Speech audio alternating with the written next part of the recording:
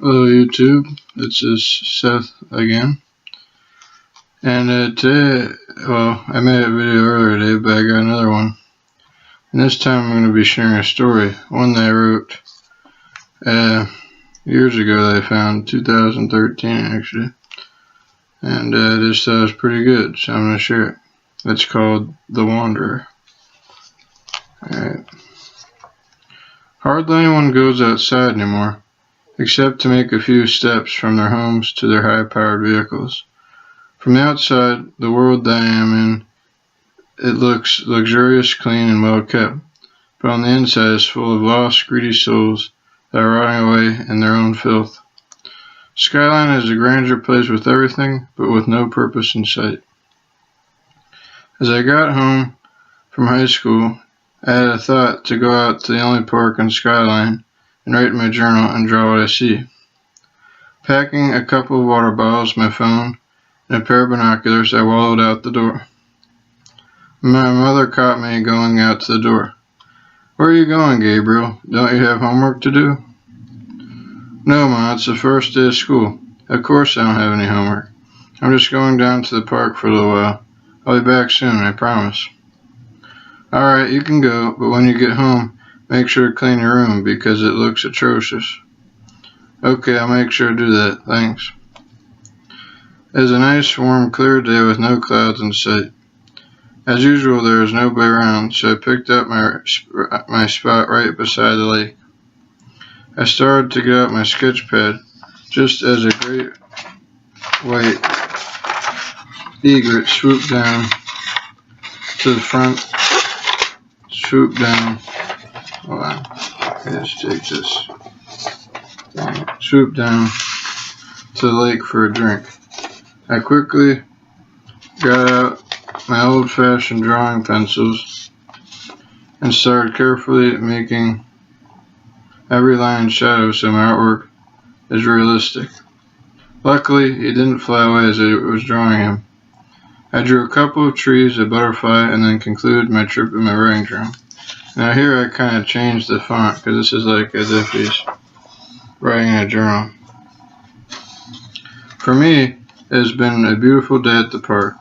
I think I'll do this more often when I am feeling bored or restless. It's a shame that not that many people anymore enjoy the day, as my parents would say. Being a part of nature by being in it just seems natural to me, like animals. Well, people are animals anyways. Making escapes from this world by going outside and enjoying the day harmonizes us with our real selves by experiencing the world given to us. Instead of making quick assumptions and judgments, we should take our time and not let the opportunities in our daily lives fade away into darkness from the temporary bright lights of this stage called life. I guess I better get home before my mom gets upset. 8/8/2100. So this is in the year 2100. That was a little entry made. As I put my pencil down on my journal, suddenly I see my pencil lift up into the air. Nobody's around, and now my pencil is writing just underneath where I had just written a moment ago. My pencil is swinging on the page in a style that I never taught him before. I am entranced by its dance, so I let it continue. Now here the font changes again. You have some interesting thoughts, Gabriel. I think in a similar way as you. I believe you were onto something when you talk about seizing the day and not getting caught up in the way of the world. If you are shocked about what is happening right in front of you right now, just don't be afraid and ask by writing it down. Now the font changes back to normal. The pencil fell into the palm of my hand like it was released. Not knowing what else to do, I started asking questions frantically. The font changes again. Is the pencil that I am using right now alive? If that's the case, you better answer me right now, or I'm going to sharpen you till you fess up. Or is there something that I can't see controlling my pencil? I want some answers. The pencil is not magical, so you don't have to worry about that.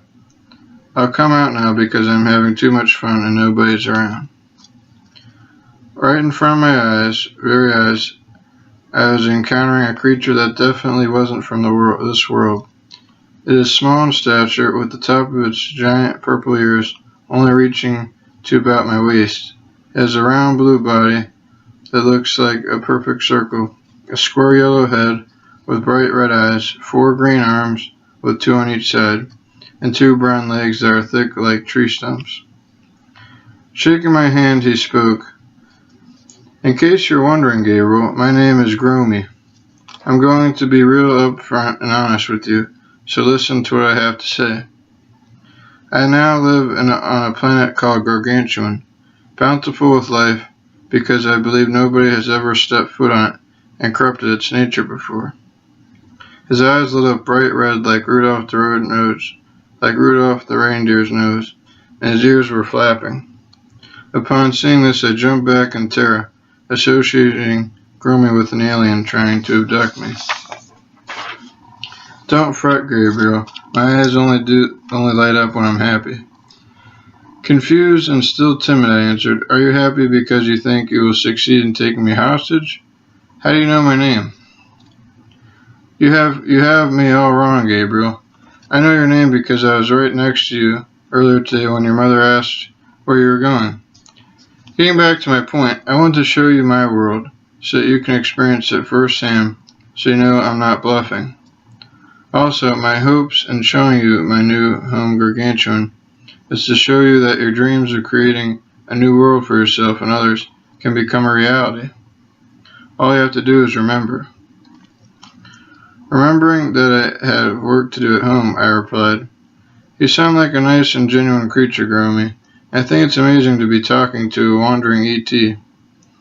But what if something happens to me and I don't return? How can I trust you? Gromy replied, Good questions, Gabriel. Your mother would still think that you were at the park because 1 Earth hour equals 3 days on Gargantuan. So she wouldn't even have time to miss you, and then you would be back already. Just like how I turned invisible on you. I have an invisible spaceship right next to you that you could fit in if you lie down. I bet we could get to Gargantuan, which is 1,000 light years away, before you could listen to 10 songs on your phone. So what do you say, Gabriel? Do you want to see a new world? Realizing that an opportunity to go where no man has ever even explored before was right there in front of me, I made a decision to seize the opportunity. I felt I needed to break free of this encapsulating container of Earth and wander into the vast, unending space. Alright, I'll follow you, Gromy, only if you promise to get me back quickly. Saluting with all 4 hands, I promised to get you back on time and safe. I lied down in the small spaceship, and by the time I listened to 8 songs, just as Gromy said, we were at Gargantuan. Life on other planets does not exist, because I am seeing it right before my very eyes. It does exist, yeah. Looking around at this new environment, the first thing I noticed was that the air smelled like honey, and there are large purple trees everywhere. No matter how I view these foreign trees, I am unable to see the tops of them. It is not what I expected at all. I thought that this world would be far more advanced than Earth, yet there are no homes, vehicles, wastes, or any sign that any being has claimed this planet on its own. It's beautiful, isn't it? Gromy remarked. I would have thought that this place never existed until now, I said. Gromy sitting on a rock in front of me, and he started to speak. I was born on a planet in the solar system named Zool. We were very technologically advanced to the point that we didn't have much to do at all. Robots that we designed did almost everything for us, from being the police to taking care of household needs. His last comment made me remember something. That sounds pretty cool. If I had one of those, I would never have to clean my room again. Seeing him shake his head, I stopped talking to let him continue. It was like we were all gods on the same world, and yet we were not in control of ourselves. Everyone was lost in their greed and remained stagnant, not doing anything self-fulfilling. One day, I was old enough to ride a spaceship. I took a little joyride around the galaxy, and when I came back, dark blue tears are streaming down Gromy's face. What is it, Gromy? Are you okay? When I came back, Zool was like a ball of fire. It was destroyed by a massive solar flare from the central star. Not long after I found this plant, which I named Gargantuan, I wish I could have died with my family and everyone else, but that's not what I expected. But that's not what happened. I have been here a couple of years now, and I promised myself I would make contact with other beings, even though I wasn't sure that there were. I did not want to be alone ever. After zooming through many galaxies, I happened to stop at your planet, and my wish was granted. Taking it all in, I conjured up a question to ask. Why are you telling me all this, Gromy? I am telling you all this because I don't want to see people going in the same destructive path that we did. We kept digging a hole deeper and deeper by letting go, living without meaning. It was too late for us because we got buried, but there is still time and hope in your world to recover. In a way, I am glad that I didn't die, because I wouldn't be here right now talking to you. Is this making any sense to you? It makes perfect sense to me. Your civilization forgot that it was part of the world and went against nature by trying to make its own utopia, which obviously didn't work. You've got it. Do you want to go for a walk? I replied, sounds good to me. Where are we going anyways? Gromy sang with a smirk, you ask too many questions. You're going to love it. Just follow me and stay on the path. Wanting to see more of this new world, I decided to follow him. Not only is the planet and trees gigantic, but everything else is too. The smallest creatures on Gargantuan are insect-like, and they are still about as long as my hand. Small birds from Earth almost come to my chest. Elephants are like skyscrapers. Everything is at least 10 times larger than what I am used to. It was plain to see that nature ruled on Gargantuan. As we ventured on, I took note of everything as best I could, because Gromy was obviously excited about something because he was moving at a fast pace. From in front of me, I hear Gromy yelling, we're almost there, just a few more miles. In frustration and exhaustion, I replied, I hope so because I'm about to fall asleep because it's getting late and I'm tired. Hold on a minute. Couldn't we have just driven the spaceship to where we were going in a couple of seconds? It would have saved a lot of time and energy, and it would be a heck of a lot easier than swatting huge mosquitoes out in the middle of Gargantuan jungle. Gromy stopped and turned around to face me. The only way to do that now is to walk all the way back, in which most of the time would be in the pitch dark.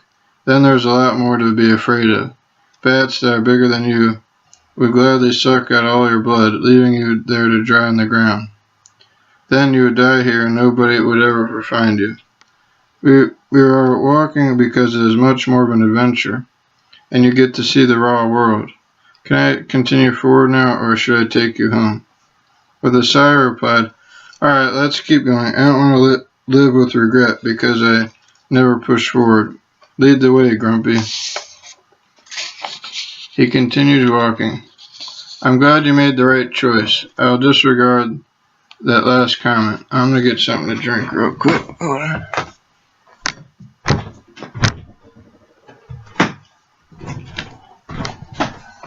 Nobody endorsed me to do this. I'm just taking a drink.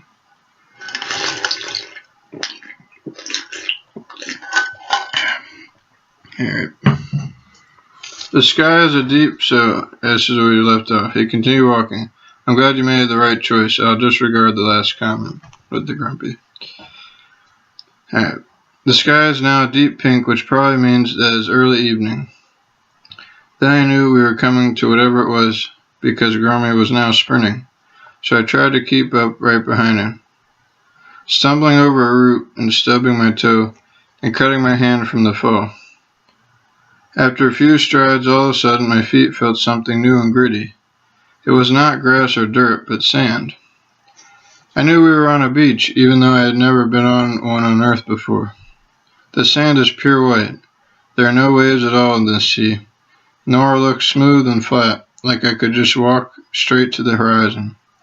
Without a moment's hesitation, I dove straight into the water. It feels cool and relaxing. Gromy joined me in the sea. Gromy is floating on his back with 2 hands behind his head and the other 2 out to the side. He said, "If you drink this water, then it will heal your wounds." I took a sip just to see what would happen. The throbbing on my toe went away, and my cut healed on my hands instantly. I leapt, and leaping up into the air like a mole, I exclaimed, "Wow, that is unbelievable." "How'd you know?" Gromy, dumbfounded, replied, "Well, that is obvious, Gabriel. I know because I have drunk from this ocean on multiple occasions before. You see, if we took the spaceship this time, would not be as momentous, and there would be nothing to heal." We were splashing around the water as the sky turns from pink to lilac. Out in the distance, I occasionally see large sea creatures breach or dive out of the water. It is like I am in a dream, but I know I am not because all my senses work and I do not wake up. Then it was night time, and the sky turned to dark purple, so he lied down on the shore, looking up at the stars. His eyes lit up, and he turned over to me and said, "Here comes the best part." All of a sudden, 2 moons appeared from the horizon, both looking to be the same in size. One is bright white, looking like Earth's moon, but the other was black. At the same exact rate, their moons appeared to be traveling up the sky until they were directly overhead. Then the sky started showering us with beads, like we were at some parade. Some were large, others were small, and some were shiny or dull. They were made from all sorts of materials. We sang and danced in the colorful night. With joy bursting out of me, I professed, "I never thought that the best day of my life would be on another planet. This is incredible." In agreement, Gromy said, "See, I knew you would like it. You did all that complaining for nothing." We decided to sleep right in the sand, using the beads as blankets. In the morning, after a quick breakfast and drink from the ocean, we decided to head back towards the spaceship, even though I was not going to forget anything I wrote down, all the events that happened in my journal from the previous night. While we were walking back, I said, "Hey, Gromy, thanks for showing me that special spot. You could have kept that place, this whole world, all to yourself, but you decided to show it to me. Thanks." Gromy replied, "It's my pleasure, Gabriel. I just like having company. It is miserable being all alone. Just remember to be grateful for everything life throws your way, and also know that there are always new things to pick up and discover." Just as Gromy finished talking, a massive hailstorm started. Huge chunks of ice are falling from the sky, the size of small houses. I didn't know what to do, and I thought I was going to be crushed right then and there. I saw Gromy see something that I obviously didn't. He pointing and shouting, "Hey, Gabriel, I see a cave over there. If we can get in there, we will be safe." So we darted into the cave as fast as our legs could carry us. We made it, and were relieved that we had survived for the time being. Since it looked like it was going to storm for a while, we decided to check this cave out. Luckily, we have Gromy's eyes to light the way, because otherwise it would have been pitch black. We went down the skinny tunnel for quite some time, but we continued on because we were curious to see what was at the other end of this cave. Finally, we came to this opening in the cave where the ceiling is over 50 feet high. Over in the corner was a being that looked like Gromy, who must have come from Zool. It was crying with its arms folded over its face. Gromy ran over to it because he obviously knew it was from his home planet Zool. They immediately embraced each other, and now they were both crying. They made conversation in a language that I couldn't understand. All I could hear was sounds. They both seemed to know each other very well from what I could tell. I guess love exists everywhere, even in other worlds. Gromi then said, "This is Celia from Zool. She and I have always been close best friends. She said that she was in a spaceship when the solar flare happened, so she followed me here. Just like how you and I were when we first saw each other. She was surprised that another kind of being existed in the universe. I said that Gabriel is not so scary after you get to know him, and is actually very genuine and trustworthy. Then she asked if we could live on your planet. I also agreed that it would be a good idea, and we would be great friends and help each other out. So what do you say, Gabriel? Can we live in your world?" I hesitated for a moment, thinking about what would happen if I said yes or no, and then replied, "I would be honored if you lived with me. You have to promise, though, at least for when we first go back to stay in invisible mode, because the world would flip out if they saw aliens walking around. They would also probably try to harm you or capture you and treat you like pets. You can come on these conditions." Gromi talked it over with Celia, and then replied, "We are coming to Earth." We marched along out of the cave and all the way back to the spaceship triumphantly. We sped to Earth and parked the spaceship right in the park. I looked back at my phone. It was still the same date only a few hours later from when I left my house originally to go to the park. I walked casually to my house with my two new invisible friends. I walked in the door to find my mother making supper. Looking at me like I had stolen something, she asked, "Where'd you get those beads from your neck?" Forgetting I had those on, I said, "I found those beads on the ground near the lake." My mom replied, "That's strange. Did you have a fun time at the park today?" I replied, "It was interesting. It definitely was not what I expected." After putting my dishes away from supper, I went to go clean my room. When I opened the door, my room looked spotless, like it had just been cleaned. I grinned and knew right away that my friends cleaned my room while I ate. I waited about a half hour in my room because I would have had to be Superman to clean my room a minute after we ate, and then I called my mom. "Hey Mom, look, I cleaned my room." I heard her walking towards the room. "Wow, it looks spotless, Gabriel. Are you sure you cleaned this room all by yourself?" I replied, "Yep." Gromi, Celia, and I went on to build more parks in Skyline and helped our world to remember what it once had. Sometimes people thought I was talking to myself, but they had no idea. We reached out to kids, showing them different games, urging them to go outside and play. Sometimes wandering around in unknown places can bring about exciting discoveries that are waiting to be found. So that's my story, The Wanderer. I hope you liked it. Comment, rate, subscribe. I've been trying to think of a story to write like recently, but I haven't been able to. But if I get enough, feedback, whatever, I'll make it happen. But I've been writing poems. I didn't write a poem today yet. I don't know why. I've been feeling real inspired and creative. But yep. I hope you liked it. That was The Wanderer. And hopefully you got something from the story, some kind of message that you can bring home just for you. Alright, see you later.